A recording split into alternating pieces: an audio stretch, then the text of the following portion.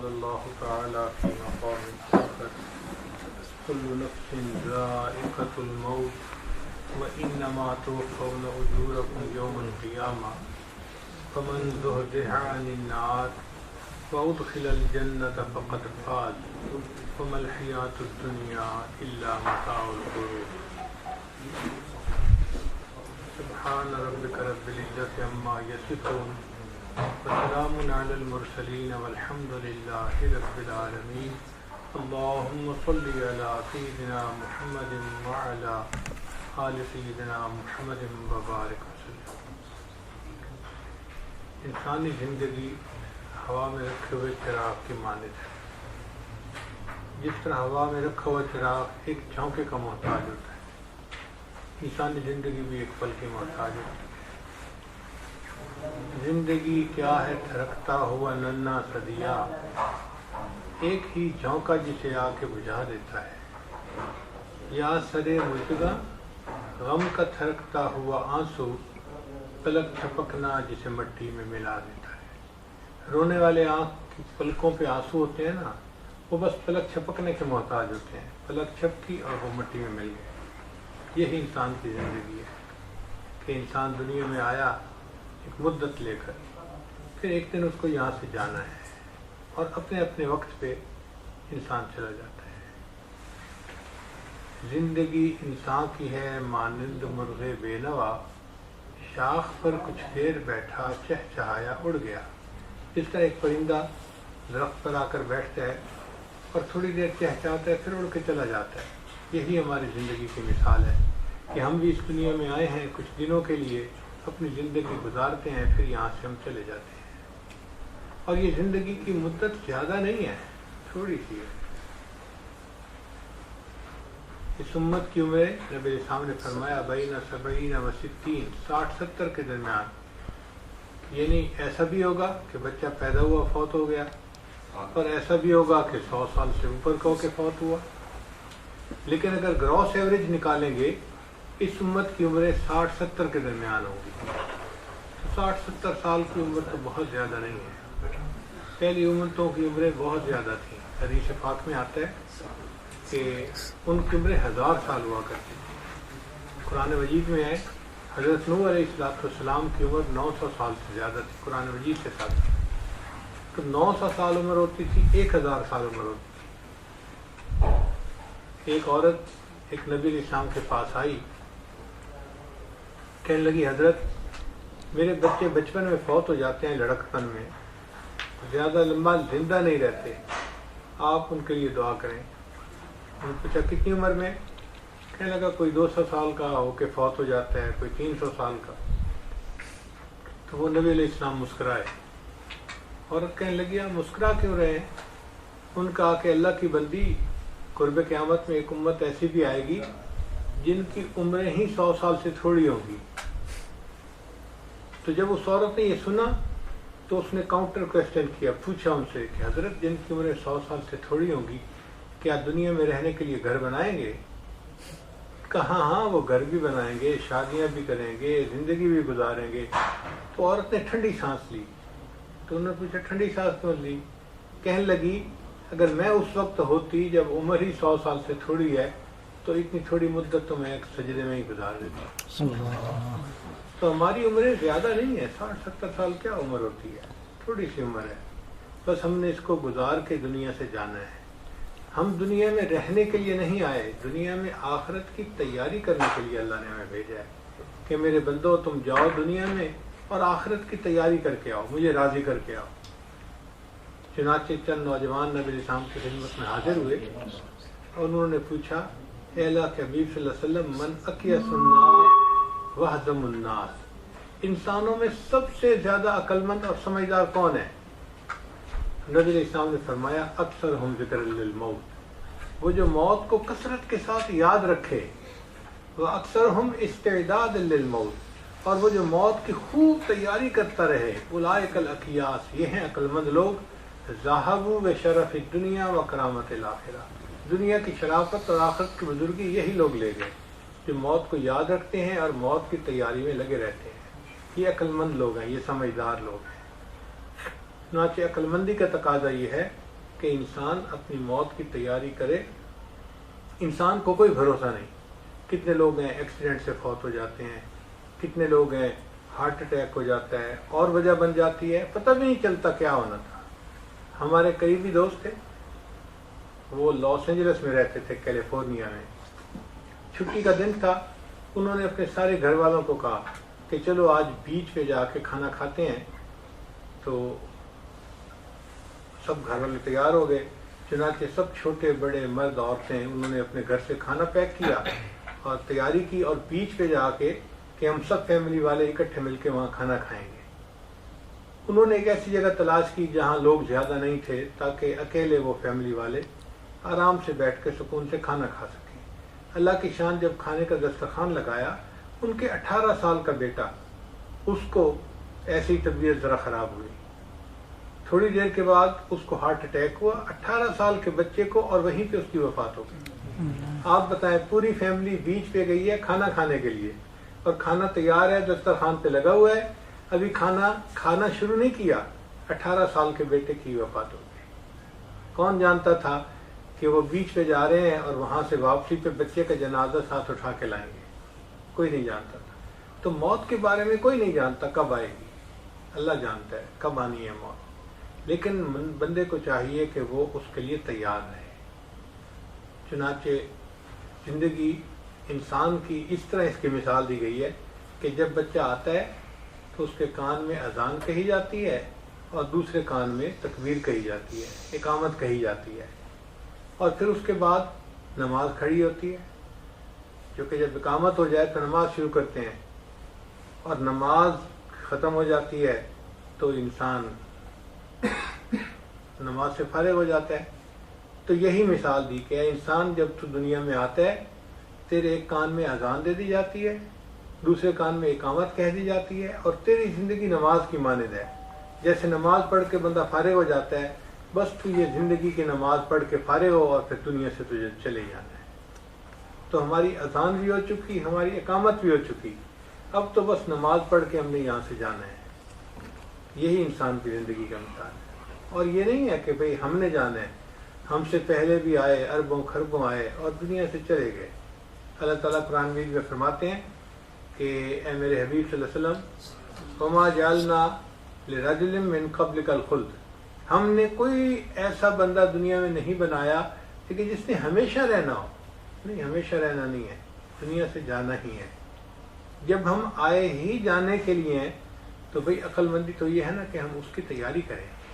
عقل مندی یہ ہے کہ ہم جانے کی تیاری کریں. اگر تیاری نہیں کریں گے تو ہمارا نقصان ہوگا. اس کی مثال یوں سمجھیں, ایک آدمی ایئرپورٹ پہ ہے, اس نے فلائٹ لینی ہے. اب فلائٹ میں آدھا گھنٹہ باقی ہے. وہ سوچتا ہے چلو یار یہاں پہ میں جو یہ دکانیں لگی ہوئی ہیں, اچھے سیل فون پڑے ہیں, تو میں کوئی سیل فون یہاں سے خرید لیتا ہوں. اب اگر کہ وہ سیل فون خریدے, کچھ اور خریدے, لیکن اس کو اپنی فلائٹ کے ٹائم کا تو خیال رکھنا ہے کہ کب مجھے فلائٹ جانی ہے. اب اگر وہ بھول گیا اور وہ ہر سیل فون کا فنکشن اس سے ڈسکس کر رہا ہے اور پوچھ رہا ہے, اور اسے یاد ہی نہیں کہ فلائٹ کا ٹائم ہے یا نہیں, تو فلائٹ تو مس ہو جائے گی اس کی. یہی ہمارا حساب ہے. ہم دنیا کے کاموں میں ایسے مشغول ہو جاتے ہیں کہ ہمیں مرنا یاد ہی نہیں ہوتا, یاد ہی نہیں آتا کہ ہاں ہم نے جانا ہے دنیا سے. جب موت یاد نہیں ہوتی پھر انسان غفلت کے کام کرتا ہے, گناہوں کے کام کرتا ہے, پھر انسان اللہ تعالیٰ کو ناراض کر بیٹھتا ہے. تو ہمیں چاہیے کہ ہم موت کی تیاری کریں. امام غزالی رحمۃ اللہ علیہ نے ایک بڑی خوبصورت مثال سے اس بات کو سمجھایا ہے. انہوں نے سمجھایا ہے کہ دیکھو, ایک بندہ تھا جو جنگل میں جا رہا تھا. اچانک اس نے سنا اس کے پیچھے شیر آ رہا تھا. شیر کے دھاڑنے کی آواز سنی, وہ گھبرا گیا کہ میرے پیچھے شیر آ رہا ہے, میں کہاں جاؤں. اب قریب میں کوئی ایسا درخت بھی نہیں تھا کہ جس کے اوپر وہ چڑھ جاتا شیر سے بچنے کے لیے. ایک کنواں تھا. اس نے سوچا چلو میں کنویں میں چھلانگ لگا دیتا ہوں, جب شیر چلا جائے گا تو میں باہر نکل آؤں گا. لیکن جب اس نے نیچے جھانک کے دیکھا تو اس کو کنویں کے پانی کے اندر ایک سانپ تیرتا ہوا نظر آیا. اب وہ اور پریشان, پیچھے شیر ہے اور آگے سانپ انتظار میں ہے. نہ جائے ماندن نہ پائے رفتن, جائیں تو کہاں جائیں. فوراً اس کو خیال آیا کہ کنویں کی دیوار کے ساتھ گھاس اگی ہوئی تھی کہ میں گھاس پکڑ کے لٹک جاتا ہوں، نہ اوپر رہوں کہ شیر کھائے، نہ نیچے جاؤں کہ مجھے سانپ بائٹ کرے، میں درمیان میں لٹک جاتا ہوں۔ اس نے جلدی سے وہ گھاس کو پکڑا اور لٹک گیا۔ اب اوپر شیر انتظار کر رہا ہے اور نیچے سانپ اس کے انتظار میں ہے، اور یہ اس گھاس کو پکڑ کے لٹک رہا ہے۔ اب اللہ کی شان کہ جب گھاس کو پکڑ کے لٹک رہا تھا تو اس نے دیکھا کہ دو چوہے ہیں، ایک کا رنگ سفید ہے اور ایک کا رنگ کالا ہے، اور وہ اس گھاس کو کاٹ رہے ہیں جس گھاس کو پکڑ کے یہ لٹک رہا ہے۔ تو پریشانی اور بڑھ گئی کہ یہ کیا بنا۔ اب اس پریشانی کے عالم میں جب اس نے دائیں بائیں دیکھا تو اس نے دیکھا کہ بالکل ساتھ ہی شہد کا چھتا لگا ہوا تھا اور مکھیاں اڑ گئی تھیں اور شہر کا چھتا شہد سے بھرا ہوا تھا۔ تو اس کے ذہن میں خیال آیا میں چکھوں تو صحیح شہد کیسا ہے۔ اب ایک ہاتھ سے اس نے گھاس پکڑی اور دوسرے ہاتھ سے وہ شہد انگلی سے لگائی اور منہ میں ڈالی تو اس کو خوب مزہ آیا۔ اب یہ شہد چاٹنے میں لگ گیا، نہ اس کو شیر یاد ہے، نہ اس کو سانپ یاد ہے، نہ اس کو کالا اور سفید چوہا یاد ہے۔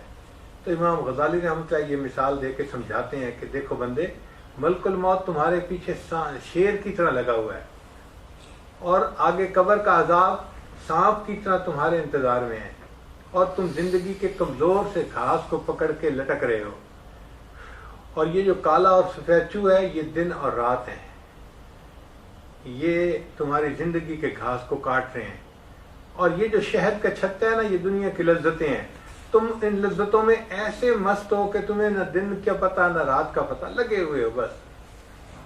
ہمارا حال واقعی ایسا ہی ہے کہ ہم ایسے گم ہو جاتے ہیں دنیا کی زندگی میں کہ ہمیں اپنی آخرت یاد ہی نہیں آتی، ہمیں اللہ کو منانا یاد ہی نہیں آتا، ہم غفلت میں پڑ جاتے ہیں، گناہوں کی زندگی میں لگ جاتے ہیں۔ حالانکہ ہم دنیا کے بارے میں جتنے فکر مند ہوتے ہیں ہمیں آخرت کے بارے میں زیادہ فکر مند ہونا چاہیے، کیونکہ آخرت کی تیاری کا تو اللہ نے ہمیں حکم دیا ہے۔ دیکھیں دنیا میں رزق پہنچانے کی ذمہ داری اللہ نے لی ہے، فرمایا لا نسألک رزقا نحن نرزقک، ہم تمہیں رزق پہنچائیں گے۔ تو رزق پہنچانے کی ذمہ داری اللہ نے لی ہے، جو ذمہ داری اللہ نے لی ہے ہم صبح سے لے کے شام تک اس کے پیچھے لگے ہوئے ہیں کہ ہمیں رزق مل جائے، اور جو اللہ نے ہمیں کہا کہ تم تیاری کرو، ہمارا کام ہم اس سے فارغ، ہمیں یاد ہی نہیں ہوتی، نمازیں قضا کر لیتے ہیں، تلاوت کئی دن نہیں ہوتی، نیکی کی طرف رجحان نہیں ہوتا۔ تو یہ ہماری بہت بڑی نالائکی ہے کہ ہم اپنی موت کو بھول جاتے ہیں۔ موت کی تیاری کرنا ہی عقل مندی ہے، اور وہی انسان اللہ کے ہاں بھی عقل مند کہلاتا ہے۔ ایک وقت آئے گا ہمیں آگے جانا پڑے گا، اور ہمیں آگے یہ سارا کچھ جو ہے وہ بھگتنا ہوگا۔ نبی علیہ السلام نے کھول کے بتا دیا، قبر میں یہ ہوگا، حشر میں یہ ہوگا، قیامت کے دن ایسے اعمال تلیں گے، ایسے جانا پڑے گا، پل صراط سے پار کرنا پڑے گا، ایک ایک چیز انہوں نے تفصیل سے بتا دی۔ اب ہم یقین کر لیں تو ہمارا فائدہ ہے، نہ کریں تو ہمارا نقصان ہے، لیکن ایک وقت آئے گا کہ ہم آنکھوں سے دیکھ لیں گے۔ اس کی مثال امام غزالی نے یوں دی ہے، وہ فرماتے ہیں کہ ایک انڈا ہے جس کے اندر مرغی کا بچہ بن گیا ہے اور اس نے باہر نکلنا ہے۔ اب اس مرغی کے بچے کو کوئی انڈے کے اندر جا کر بتائے کہ تم تھوڑی دیر میں انڈے کے کھول سے باہر نکلو گے تو ایک ایسے جہان میں جاؤ گے جہاں 6 فٹ کا انسان ہوگا اور 50 فٹ کی بلڈنگ ہوں گی، اونچی منزلہ بلڈنگ ہوں گی، اور پہاڑ ہوں گے اور سمندر ہوں گے۔ اب وہ اگر مرغی کا بچہ کہے کہ اچھا میں دیکھتا ہوں یہ سب چیزیں کہاں ہیں، تو انڈے کے اندر رہتے ہوئے تو نہ اسے انسان نظر آئے گا، نہ درخت نظر آئیں گے، نہ پہاڑ نظر آئیں گے، نہ کچھ نظر آئے گا۔ لیکن اگر وہ مان لے تو جیسے ہی وہ خول کو توڑ کے باہر نکلے گا اپنی آنکھ سے سب کچھ دیکھ لے گا۔ تو ہم بھی اسی طرح مان لیں کہ آخرت میں کیا ہونا ہے تو ہمارا فائدہ ہے، نہیں تو جیسے ہی آنکھ بند ہوگی نا ہم سب کچھ اپنی آنکھوں سے دیکھ لیں گے۔ اس لیے پھر مرتے ہوئے فرعون نے بھی دیکھا تھا آخرت کو تو کہنے لگا تھا آمنت برب موسیٰ و ہارون، میں موسیٰ اور ہارون کے رب پہ ایمان لے آیا۔ اس نے بھی اللہ کو مان لیا تھا جو خود خدائی کا دعویٰ کرتا تھا، مگر اس وقت ماننے کا کیا فائدہ؟ فائدہ تو یہ ہے کہ ہم ابھی اس بات کو مانیں اور آخرت کی تیاری کریں۔ ایک اور عجیب مثال انہوں نے دی ہے، بہت پیاری، فرماتے ہیں دریا تھا اور اس میں ایک بڑی مچھلی تھی اور ایک چھوٹی مچھلی تھی۔ اب چھوٹی مچھلی نے دیکھا، زیادہ ہل جل نہ کریں جی، عورتوں میں آواز نہیں جا رہی، آواز اندر نہیں جا رہی.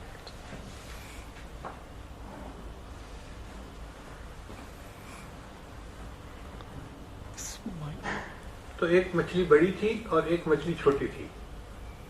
چھوٹی مچھلی نے دیکھا کہ ایک گوشت کا ٹکڑا لٹک رہا ہے پانی میں. اب اس کا دل چاہا کہ میں اس کو کھا لوں. پھر اس نے سوچا میں بڑی مچھلی سے پوچھ لیتی ہوں. اس نے بڑی مچھلی سے پوچھا کہ یہ گوشت کا ٹکڑا لٹک رہا ہے، کیا میں کھا لوں؟ اس نے کہا خبردار قریب نہ جانا. کیوں؟ اس نے کہا اس لیے کہ یہ جو گوشت کا ٹکڑا لٹک رہا ہے نا، اس کے ساتھ ایک کانٹا ہے اور کانٹے کے ساتھ ایک ڈوری ہے، اور ڈوری پیچھے ایک شکاری کے ہاتھ میں ہے، فشر مین کے ہاتھ میں ہے. تم جیسے ہی اس کو منہ لگاؤ گی نا تو یہ کانٹا تمہارے حلق میں پھنس جائے گا اور وہ شکاری تمہیں پیچھے ڈوری کی وجہ سے کھینچ لے گا.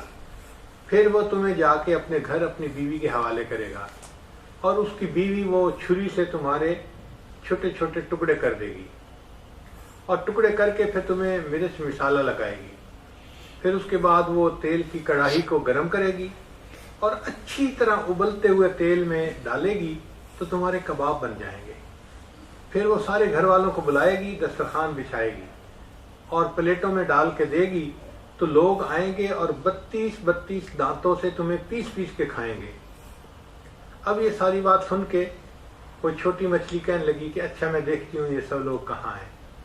اب دریا کے اندر وہ 1000 چکر لگائے، نہ اس کو فشرمین نظر آئے گا، نہ اس کی بیوی نظر آئے گی، نہ ان کا کچن نظر آئے گا، نہ اس کو تیل والا تھالی نظر آئے گی، کچھ نظر آئے گا. مان لے تو اچھی بات ہے، اگر نہیں مانے گی تو جیسے ہی کھائے گی اور کھینچے گی تو خود بخود ساری مناظر اپنی آنکھوں سے دیکھے گی. یہی حال ہمارا ہے کہ ہم اللہ تعالیٰ کی باتیں، نبی علیہ السلام کی باتوں پہ مان لیں اور اس کے مطابق نیکی کی زندگی گزار لیں تو اس میں ہمارا فائدہ ہے. اگر نہیں گزاریں گے تو ایک وقت آئے گا کہ ہم اپنی آنکھوں سے دیکھیں گے اور پھر مانیں گے، سب کچھ مانیں گے، مگر اس ماننے کا پھر فائدہ نہیں ہوگا. It will be too late, وہ زیادہ دیر ہو جائے گی. عقل مند انسان وہ ہے جو دنیا میں اس چیز کا احساس کرے اور اپنی آخرت کی تیاری میں لگ جائے. اچھا یہ ذہن میں رکھیے گا کہ آخرت کی تیاری جو ہے نا وہ کوئی جمناسٹک نہیں کرنی ہوتی، کوئی ایکسرسائز نہیں کرنی ہوتی، کوئی برسک واک نہیں کرنی ہوتی کہ آپ صبح برسک واک کریں اور آپ صبح ایکسرسائز کریں اور ورک آؤٹ کریں. نہیں، آخرت کی تیاری بڑی سمپل ہے. کیا؟ پہلی بات کہ ہم اپنے گناہوں سے سچی توبہ کریں جو ہم کر چکے ہیں، پہلی بات. اور پھر اس کے بعد ہم نیک بن کے زندگی گزاریں، نیکی کریں، نماز پڑھیں، اللہ کے بندوں کے ساتھ اچھے اخلاق سے پیش آئیں. جو حقوق اللہ اور حقوق العباد ہیں ہم ان دونوں کو ادا کریں. یہ ہے آخرت کی تیاری.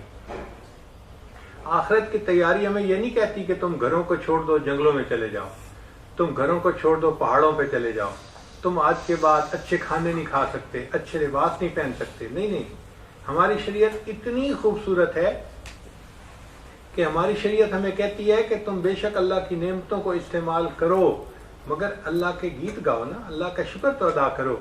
اب یہ تو حق بنتا ہے نا کہ جس پروردگار نے یہ نعمتیں دی ہیں ہم اس پروردگار کا شکر ادا کریں کہ اللہ آپ کا شکر ہے، آپ نے ہمیں یہ نعمت دی، یہ نعمت دی، یہ نعمت دی. اب اگر شکر بھی ادا نہ کر سکیں تو یہ تو زیادتی ہے نا. آج کوئی بندہ کوک پیپسی پیش کر دے نا ہم اس کو بھی تھینک یو کہہ دیتے ہیں. کتنی عجیب بات ہے کہ جس پروردگار نے صحت جیسی نعمت دی، دسترخوان پہ اس نے کئی قسم کے کھانے لگوائے، ہم پیٹ بھر کے کھانا کھاتے ہیں اور کھانا کھانے کی دعا پڑھنا بھول جاتے ہیں. تو ہم نے رب کو تو تھینک یو نہ کہا نا، رب کو تھینک یو کہنا تو بھول گئے. یہ ہماری زیادتی ہے کہ نعمتیں ہم استعمال کرتے ہیں، نعمتیں ہم لیتے ہیں مگر نعمتوں کا شکر ادا نہیں کرتے، اللہ کو یاد نہیں کرتے، اللہ سے غافل ہو جاتے ہیں.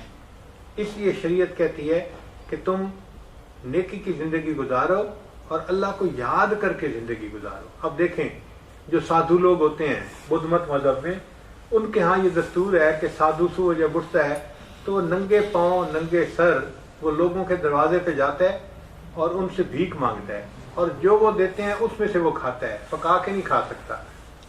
اب بتائیں کہ ان کو کتنا ہیملیٹ ہونا پڑتا ہے کہ صبح ننگے سر ننگے پاؤں. اب جاؤ جی لوگوں کے گھروں سے مانگ کے کھاؤ.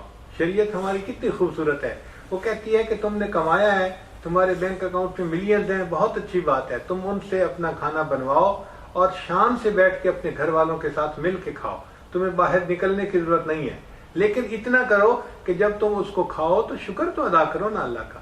تو کھانے سے پہلے کی دعا بھی پڑھو، کھانے سے بعد کی بھی دعا پڑھو۔ اب یہ کون سا مشکل کام ہے؟ اللہ کو بھول جائیں تو یہ ہمارا قصور ہے نا، ہم دعائیں نہ پڑھیں تو یہ ہمارا قصور ہے۔ اللہ چاہتے ہیں کہ نعمتوں کو استعمال کرو۔ شریعت یہ نہیں کہتی کہ تم پھٹے کپڑے پہنو، شریعت کہتی ہے کہ عورتیں اگر ہزاروں ریال کے یا ہزاروں درہم کے بنے ہوئے سوٹ پہنے تو ان کے لیے جائز ہے، مگر نیت ہو اپنے خاوند کے لیے پہنے۔ یہ تو غلط بات ہے نا کہ اللہ نے مال پیسہ دیا ہے اور وہ غیر مردوں کو دکھانے کے لیے کپڑے پہنے، یہ تو غلط بات ہے نا۔ اللہ نے مال پیسہ دیا ہے اور وہ دوسری عورتوں پر اپنی برتری ظاہر کرنے کے لیے فخر کے طور پر پہنے۔ شریعت کہتی ہے یہ اچھی باتیں نہیں ہیں، تم اپنی نیت کو ٹھیک کرو۔ نیت کیا کہ میں اپنے خاوند کو اچھی لگوں۔ چنانچہ اگر کوئی عورت 1,00,000 درہم کا ایک سوٹ پہنتی ہے اور اپنے خاوند کی نیت کرتی ہے تو اس کا وہ سوٹ پہننا بھی عبادت بن جائے گا۔ کتنی خوبصورت شریعت ہے۔ شریعت نے کب کہا ہے کسی کو کہ تم پھٹے کپڑے پہنو؟ نہیں، شریعت کہتی ہے کہ ہاں اگر تمہارے پاس وسائل نہیں ہیں اور کپڑے پھٹ گئے، اب تم اس کو پیوند لگا کے پہنو تو اس پر بھی ثواب ملے گا۔ تو جس کے پاس وسائل نہیں وہ پیوند والے کپڑے پہنے۔ حضرت عمر رضی اللہ عنہ نے 17 پیوند لگا کے کرتا پہنا تھا، اور جن کے پاس ہے وہ اگر قیمتی ترین کپڑے پہنے مگر اللہ کا شکر ادا کریں تو جس طرح پیوند والے کو ثواب ملے گا، قیمتی کپڑے پہننے والے کو بھی ثواب ملے گا، اس نے اللہ کا شکر ادا کیا ہے۔ تو شریعت صبر کرنے والے کو بھی ثواب دیتی ہے، شکر کرنے والے کو بھی ثواب دیتی ہے۔ اب شریعت یہ کہتی ہے کہ دیکھو تم ایک اچھی زندگی گزار رہے ہو، تمہیں ہم نے گھر دیا، گھر والی دی، اولاد دی، تو تمہارا ایک کام ہے کہ تم اپنی بیوی کو خوش رکھو۔ اب یہ کوئی مشکل کام تو نہیں ہے نا کہ گھر میں انسان بیوی کو خوش رکھے، میٹھا بول بولنا پڑتا ہے، پیار سے بات کرنی پڑتی ہے، بیوی بیچاری تو قربان ہونے کو تیار ہوتی ہے، اس کا کیا۔ لیکن ہوتا کیا ہے کہ شیطان بدبخت ہمارے پیچھے لگا ہے، ہم جیسے گھر سے باہر نکلتے ہیں کوئی آتی جاتی نظر پڑتی ہے تو ہمیں وہ شکل اچھی لگ جاتی ہے۔ شریعت کہتی ہے کہ یہ جو ہے نا عیاشی ہے اور یہ خواہش پرستی ہے، یہ جائز نہیں ہے۔ تو شریعت نے کہا کہ نہیں، تم غیر محرم سے آنکھوں کو بند کرو اور جو تمہاری بیوی ہے تم اس کے ساتھ محبت پیار کا وقت گزارو۔ اب شریعت نے کتنی خوبصورت بات کہی ہے، ہم گھر میں بھی خوش رہیں گے، ہم بھی خوش رہیں، بیوی بھی خوش رہے، بچے بھی خوش رہیں، تو اسی میں آخرت کی تیاری بھی ہے۔ چنانچہ شریعت کا حکم سن لیجئے، نبی علیہ السلام نے ارشاد فرمایا کہ جب کوئی بندہ اپنی بیوی کو دیکھ کر مسکراتا ہے، جب کوئی بندہ اپنی بیوی کو دیکھ کر مسکراتا ہے اور بیوی اپنے خاوند کو دیکھ کر مسکراتی ہے، اللہ تعالیٰ ان دونوں کو دیکھ کر مسکراتے ہیں۔ تو اللہ تعالیٰ کا خوش ہونا کتنا آسان ہے۔ اللہ چاہتے ہیں کہ میاں بیوی آپس میں تم خوش ہو کے ایک دوسرے کے ساتھ رہو، میں تمہارے ساتھ خوش ہوں۔ تو اللہ تعالیٰ کو خوش کرنا تو بہت آسان ہے، کوئی مشکل کام نہیں ہے۔ اللہ تعالیٰ نے ہمیں سواریاں دی ہیں، ہم بے شک سواری استعمال کریں، گھوڑے ہیں ہمارے پاس، گاڑیاں ہیں، یہ لینڈ کروزر ہے یا لیکسس ہے یا فینٹم ہے، جو مرضی گاڑی ہے، آپ طیارے کو استعمال کریں۔ اللہ نے اگر آپ کو وسائل دیے ہیں، شریعت منع نہیں کرتی، مگر شریعت یہ کہتی ہے کہ جب آپ سواری پہ بیٹھیں تو سواری کی جو دعا ہے وہ ضرور پڑھ لیں تاکہ اللہ کو یاد رکھیں۔ اب ہم بھول جاتے ہیں دعائیں، یہ تو ہمارا قصور ہے نا کہ ہم نے اللہ سے نعمتیں تو لے لیں لیکن ان نعمتوں کو دینے والے کو بھول گئے۔ تو یہ کیا بات ہوئی بھائی کہ نعمتیں اس سے مانگتے ہیں اور نعمتیں دینے والے کو بھول جاتے ہیں۔ شریعت کہتی ہے یہ جائز نہیں ہے بھائی، تم اس کو یاد رکھو، اس کی یاد والی زندگی گزارو گے تو تمہیں اجر ملے گا اس کے اوپر۔ چنانچہ حضرت سلیمان علیہ السلام کو اللہ نے ایسا تخت دیا تھا کہ وہ اپنے لشکر کو ساتھ لے کے اس کے اوپر بیٹھتے تھے اور وہ تخت اڑتا تھا اور ایک جگہ سے دوسری جگہ ان کو پہنچا دیا کرتا تھا۔ اللہ نے ان کو ایسی بادشاہی دی جو انسانوں پہ بھی تھی، حیوانوں پہ بھی تھی، جنوں پہ بھی تھی، پرندوں پہ بھی تھی، خشکی کی مخلوق پہ بھی تھی، تری کی مخلوق پہ بھی تھی۔ آپ بتائیں کیسی بادشاہی ہوگی؟ سبحان اللہ، اتنے بڑے بادشاہ تھے لیکن ساتھ ہی ساتھ اللہ کے نبی بھی تھے، لہذا انہوں نے اپنے رب کو راضی کیا۔ اللہ نے قرآن پاک میں ان کی تعریفیں فرمائیں، نعم العبد انہ اواب، وہ میرا کتنا اچھا بندہ تھا، وہ تو میری طرف رجوع کرنے والے تھے۔ تو اگر ایسی بادشاہی کی زندگی گزار کے بھی اللہ فرماتے ہیں میرا کتنا اچھا بندہ، وہ تو میری طرف رجوع کرنے والا تھا، تو پھر ہمارے لیے کیا رکاوٹ ہے؟ تو ہم بھی اللہ کی نعمتوں سے کو استعمال تو کریں، مگر اللہ کو یاد رکھیں، اللہ کو بھولیں نہیں۔ اللہ کو بھول جانا یہ سب سے بڑا گناہ ہے۔ بھئی کیوں بھولیں ہم؟ اپنے محسن کو کون بھولتا ہے؟ ہم نے تو دیکھا ہے سرکس میں یہ شیر، چیتا درندے ہیں، لیکن جو ان کو گوشت کھلاتا ہے یہ اس کا بھی لحاظ کرتے ہیں، اور وہ ان کے منہ میں ہاتھ بھی ڈال دیں تو یہ اپنے اس بندے کو، اس کے ہاتھ کو نہیں کاٹتے۔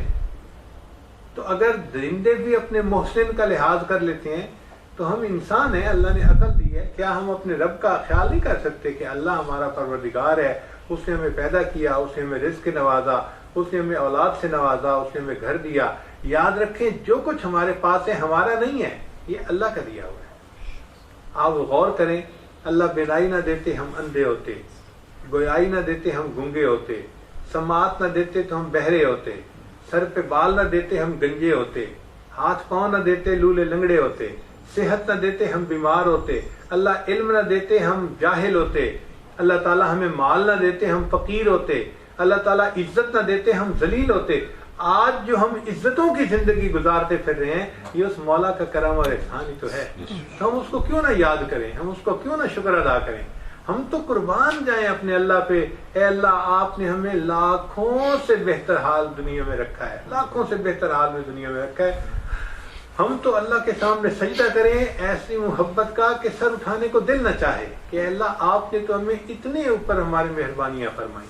جب ہم اس طرح اللہ کا شکر ادا کریں گے اللہ تعالیٰ ان نعمتوں کو اور بڑھائیں گے۔ اللہ فرماتے ہیں لَإِن شَكَرْتُمْ لَأَزِيدَنَّكُمْ، اگر تم نعمتیں کا شکر ادا کرو گے ہم اپنی نعمتیں اور زیادہ تمہیں عطا کریں گے، اتنی دیں گے کہ تم بس بس کرو گے، اتنی نعمتیں تمہیں ہم دیں گے، لیکن تم شکر ادا کرو۔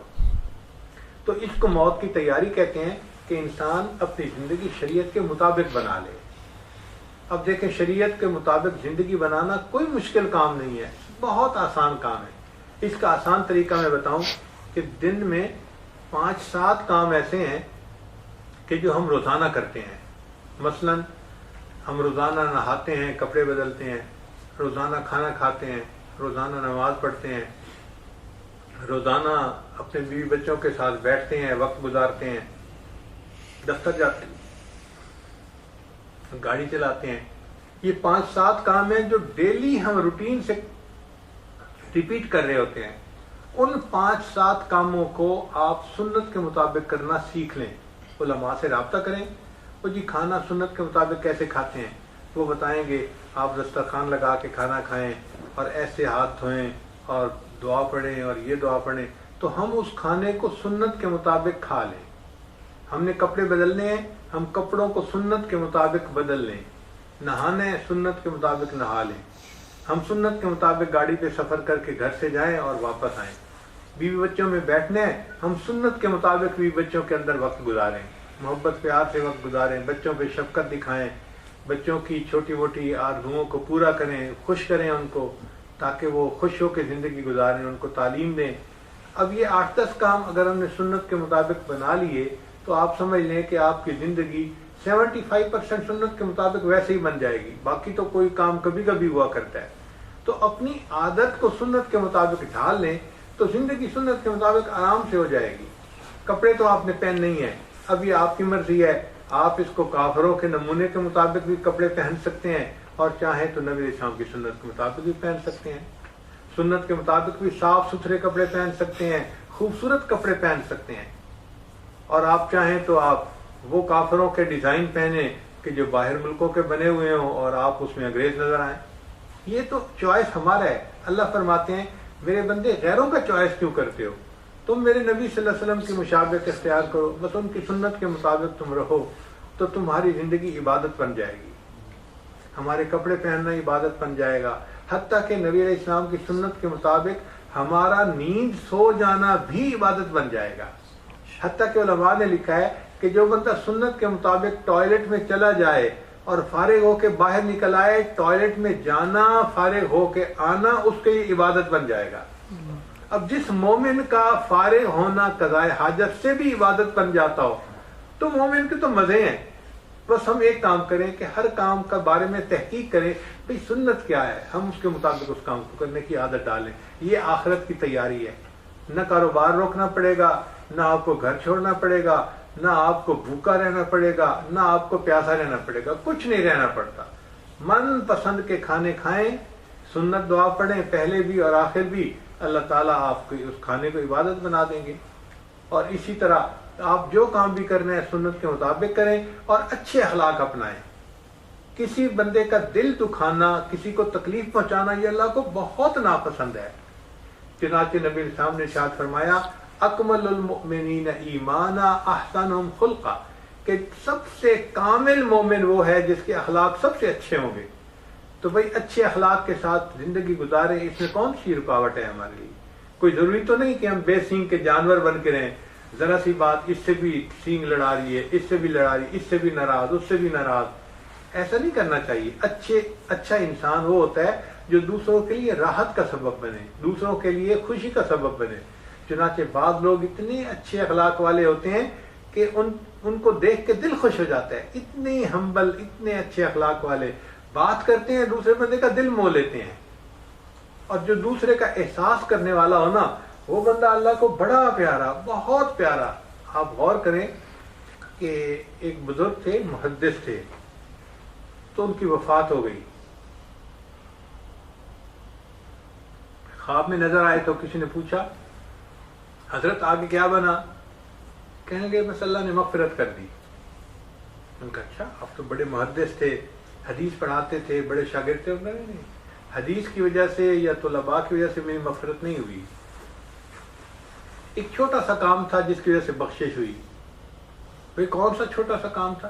کہنے لگے کہ میں ایک دفعہ بیٹھا کتاب لکھ رہا تھا، تو اس زمانے میں قلم دوات ہوتی تھی، تو میں نے قلم میں سیاہی لگائی، اور جیسے ہی میں نے دوات سے قلم نکالی، ایک مکھی اس کی ٹپ کے اوپر آ کے بیٹھ گئی. تو میرے ذہن میں خیال آیا یہ مکھی پیاسی ہوگی، یہ پینا چاہتی ہے اس انک کو، تو چلو اس کو پینے دو.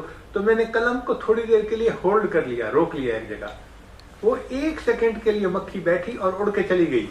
اللہ کو یہ عمل پسند آیا کہ تو نے ایک مکھی کی پیاس کا خیال رکھا، چلو میں تمہیں جہنم کی پیاس سے نجات دیتا ہوں، جنت عطا فرما. آپ بتائیں کہ مکھی کی پیاس کا ہم اگر خیال کریں گے، اس پر اگر جنت ملتی ہے تو پھر جنت اور سستی اس سے زیادہ کیسے مل سکتی ہے؟ ہے دنیا کی کوئی چیز کہ جو اتنی سستی ملے؟ اللہ نے جنت کو اتنا سستا کر دیا. ہارون رشید کی بیوی تھی زبیدہ خاتون، ملکہ تھی، نیک تھی. اس کی وفات ہوئی تو کسی کو خواب میں نظر آئی. اس نے پوچھا ملکہ آگے کیا بنا؟ کہنے لگی اللہ نے بس میری مغفرت فرما دی. اس نے کہا تیری مغفرت تو ہونی ہے، تو نے تو نہر زبیدہ بنوائی تھی اور اس نہر سے تو لاکھوں لوگوں کو فائدہ ہوا تھا. اس نے کہا کوئی نہیں، نہر زبیدہ کا تو تذکرہ ہی نہیں آیا، اس سے پہلے ہی اللہ نے معاف کر دیا. اس نے کہا بھئی کس بات پہ اللہ نے معاف کیا؟ کہنے لگی کہ ایک دفعہ مجھے بھوک لگی ہوئی تھی اور میں بیٹھی دسترخوان پہ کھانا کھا رہی تھی، تو میں نے اپنا لقمہ توڑا اور اس کو سالن سے لگایا کہ میں کھاتی ہوں. جیسے ہی میں نے سالن سے لگایا اور لقمہ منہ کی طرف لے جانے لگی تو اذان کی آواز آئی مسجد میں، اللہ اکبر. کہنے لگی جب میں نے اذان کی آواز سنی تو میں نے فیل کیا کہ میرا جو دوپٹہ تھا نا سر کے اوپر وہ پورا نہیں تھا، تھوڑا سا سر ننگا تھا. تو میں نے لقمے کو رکھ کے پہلے اپنے سر کو ڈھانپ لیا اللہ کے نام کی ادب کی وجہ سے، اور پھر لقمہ کھایا. اللہ نے فرمایا کہ تو نے میرے نام کے ادب کی وجہ سے جو لقمہ کھانے میں تھوڑا سا ڈیلے کیا، مجھے یہ عمل بہت اچھا لگا، چل میں نے تیری مغفرت کی. جو پروردگار عالم ایک لقمے میں تھوڑا سا ڈیلے کر لیا جائے اللہ کے نام کو سن کر، اس سے خوش ہو جاتا ہے. مکھی کے لیے ایک لمحہ کے لیے قلم کو روک لیا جائے، اس سے اللہ خوش ہو جاتا ہے. تو اگر ہم انسانوں کا دل خوش کریں گے اور انسانوں میں بھی مسلمانوں کا دل خوش کریں گے، اور مسلمانوں میں بھی گھر کے جو لوگ ہیں جو سیم بلڈ ہیں، ماں باپ ہیں، بہن بھائی ہیں، اپنے رشتہ دار ہیں، اپنے بچے ہیں، اپنی بیوی ہے، ان کا دل خوش کریں گے، اللہ تعالیٰ اس پر ہمیں کتنا جلدی ہمیں نعمت عطا فرمائیں گے. تو اس لیے شریعت پر چلنا کوئی مشکل کام نہیں ہے. اگر ہم نہیں چل پاتے تو یہ ہمارے نفس کی خواصت ہوتی ہے، یہ ہمارے پیچھے شیطان لگا ہوتا ہے، یہ ہمارے شیطان نما دوست ہوتے ہیں جو ہمیں الٹے سیدھے کاموں میں لگا دیتے ہیں. اللہ تعالیٰ ہمیں سمجھ عطا فرمائے تاکہ ہم اللہ کو راضی کرنے والی زندگی آسانی کے ساتھ گزار سکیں. اور دنیا میں تو بہرحال ہمیں جانا ہے، آج نہیں تو کل. آپ غور کریں، ایک وقت تھا کہ جب مجھے اپنا زمانہ آج بھی یاد ہے کہ چھوٹے چھوٹے ہم بچے ہوتے تھے اور مسجد میں اعلان ہوتا تھا کہ فلاں آدمی فوت ہو گیا ہے محلے کا اور اس کا جنازہ اتنے بجے ہوگا.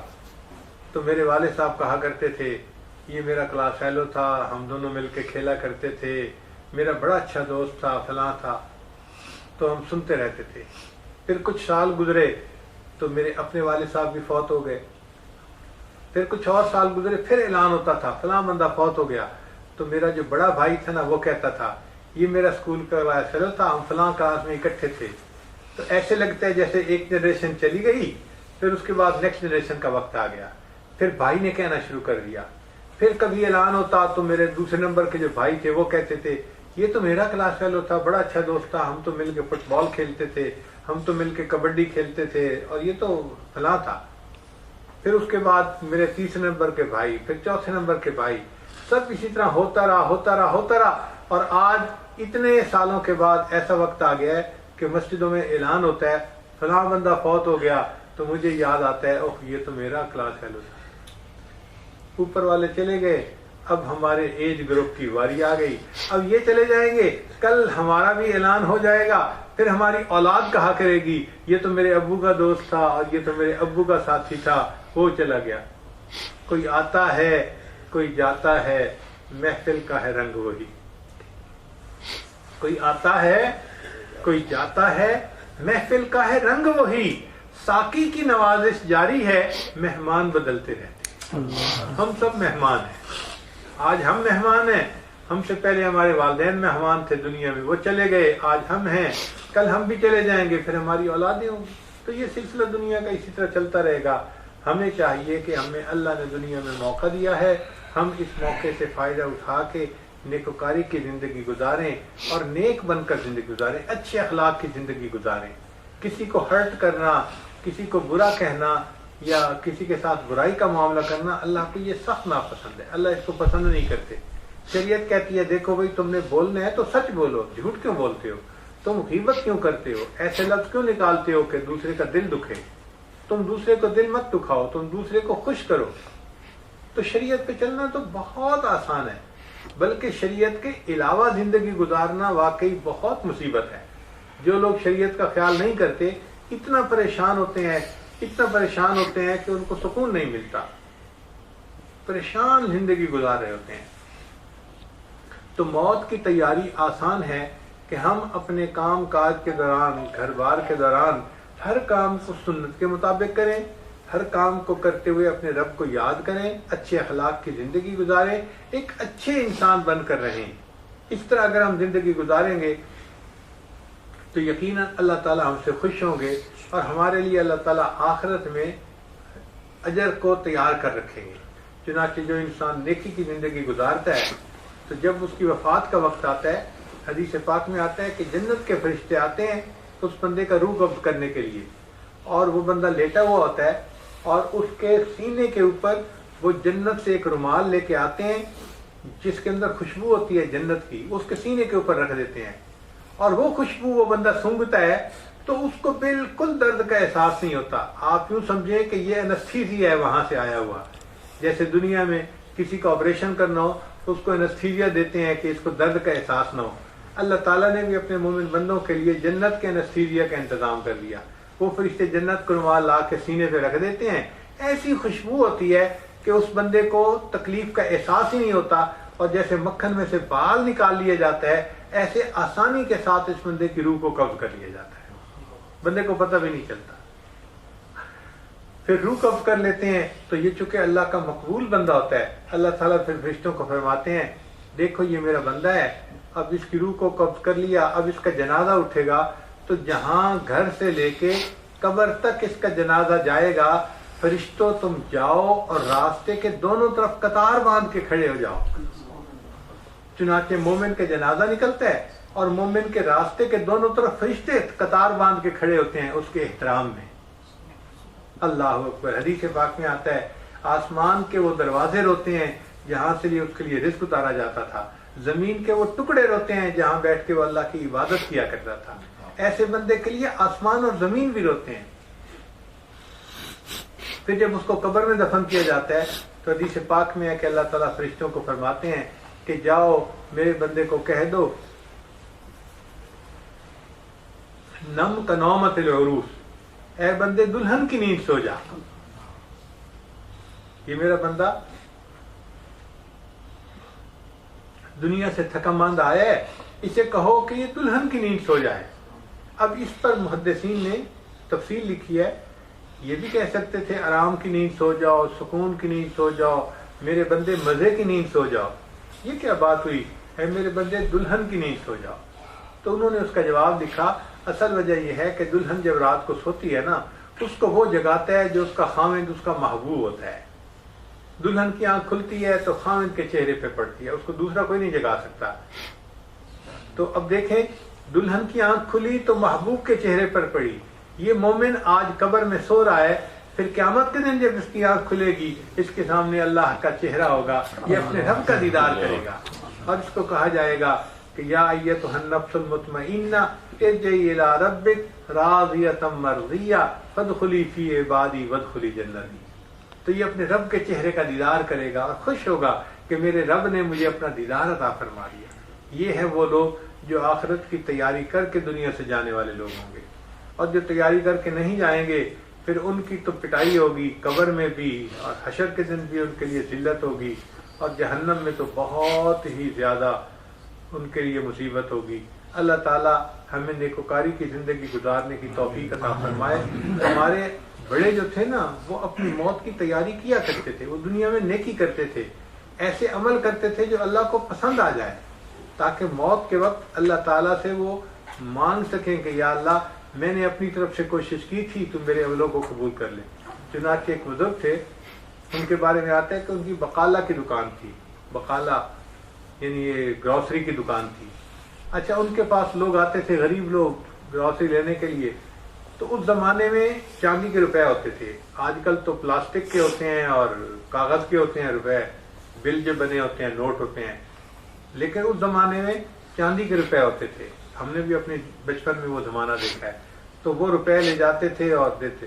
اچھا، وہ روپے جب زیادہ ہاتھوں میں آتے جاتے تھے نا، تو ان کے اوپر کا جو پرنٹ تھا وہ گھس جاتا تھا کئی مرتبہ، اور پتہ بھی نہیں چلتا تھا کہ لکھا ہوا کیا ہے۔ تو جب گھس جاتا تھا اور پتہ بھی نہیں چلتا تھا تو وہ کہتے تھے یہ کھوٹا سکہ ہے، تو وہ نہیں لیتے تھے دکاندار۔ ہمیں خود کئی مرتبہ بچپن میں پیسہ لے کے جاتے تھے اور دکاندار واپس لوٹا دیتا تھا، بھائی یہ کھوٹا سکہ ہے، لے کے اور اس کا پرنٹ پڑا ہی نہیں جاتا۔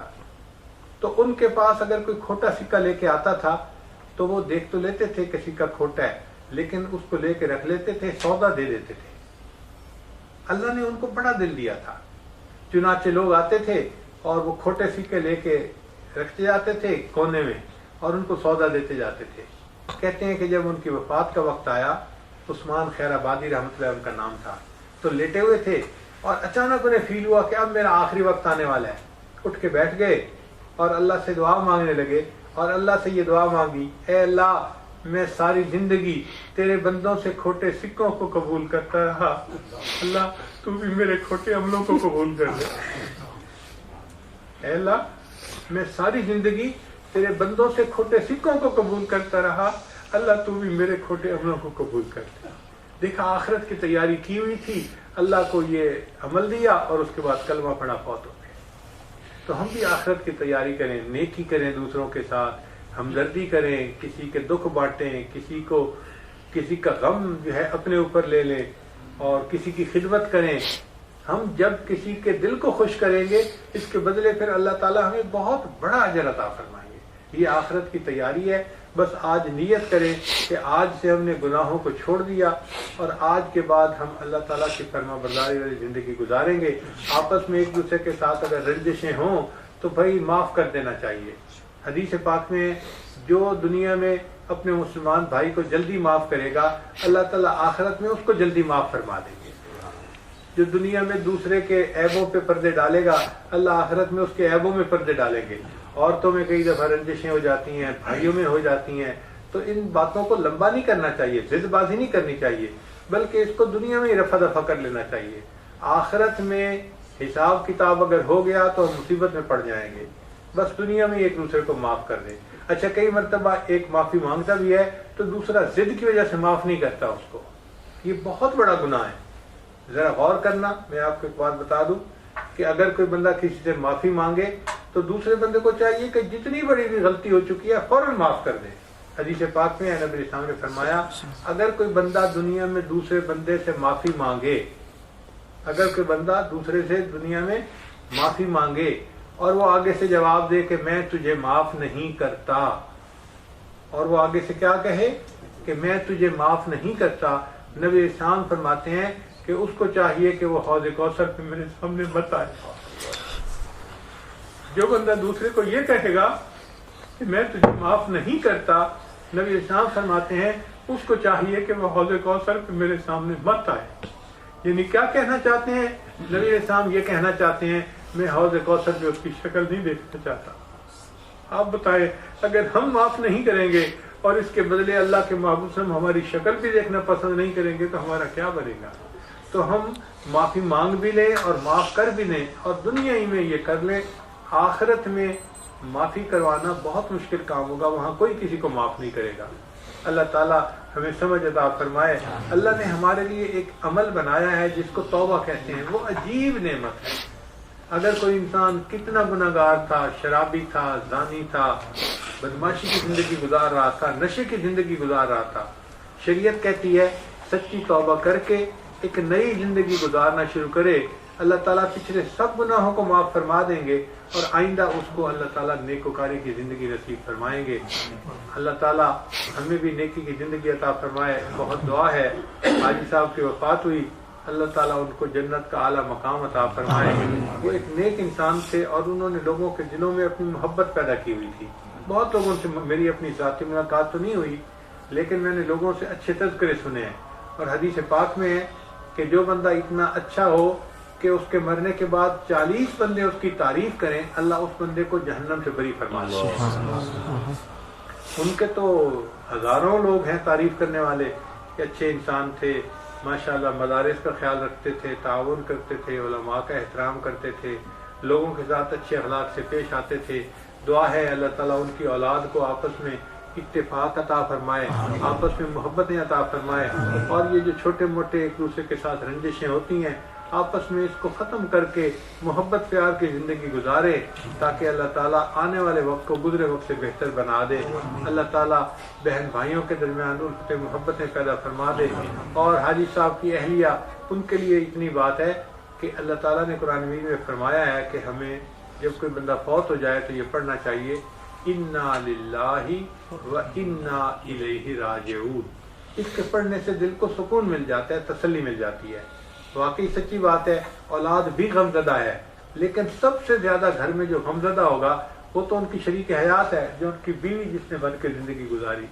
इतनी कमी तो कोई महसूस नहीं करेगा जितनी कमी वो महसूस करेंगी, मगर उनके लिए भी है कि वो इन्ना लिल्लाहि व इन्ना इलैहि राजिऊन ये पढ़ती रहेंगी तो अल्लाह उनके दिल को सुकून देंगे। अच्छा, मैं चंद मिनट में इसका आज तर्जुमा समझा दूं, मौका बन ही गया कि इन्ना लिल्लाह का मतलब यह है कि हम अल्लाह के हैं। इन्ना लिल्लाह का क्या मतलब है? हम अल्लाह के हैं, यानी अल्लाह हमारा मालिक है, वो खालिक भी है, मालिक भी है। अच्छा, जब कोई मालिक होता है ना तो फिर मालिक को हर इख्तियार होता है। आप देखें, आप घर में एक जूस की बोतल लाते हैं, अब आपको इख्तियार है, आप उसे चाहे तो बाहर टेबल पे रख दें, चाहे तो फ्रिज के निचले दरवाजे निचले हिस्से में रख दें, चाहे तो उसको फ्रिज के ऊपर के दर्जे में रख दें। कोई आपसे नहीं पूछ सकता भाई आपने इसको यहाँ क्यों रखा, भाई मैं मालिक हूँ, मैं लेके आया हूँ, मैं जहाँ रखूँ मेरा इख्तियार है। इसी तरह अल्लाह हमारा मालिक है, अल्लाह का इख्तियार है, वो चाहे तो हमें दुनिया में रखे, चाहे तो हमें दुनिया से आगे ले जाए। मालिक जो हुआ, तो जब हम कहते हैं इन्ना लिल्लाह, हम अल्लाह के हैं, तो हम ये इकरार कर रहे होते हैं, ए अल्लाह आप हमारे मालिक हैं, आपको इख्तियार है, जिसको चाहें आप यहाँ रखें, जिसको चाहें अपने पास बुला लें। कोई एतराज नहीं कर सकता फलां को तो जल्दी मौत आ गई, फलां को तो बच्चे को मौत आ गई, फलां को जवानी को, भाई बच्चा हो बूढ़ा हो जवान हो, जब है अल्लाह का तो अल्लाह जहाँ चाहे उसको रखें, उसका इख्तियार है। तो इन्ना लिल्लाह कह के दिल को सुकून हो जाता है कि जिसकी वफात हुई वो अल्लाह की मर्जी थी, ठीक वक्त पे हुई, ठीक हुई।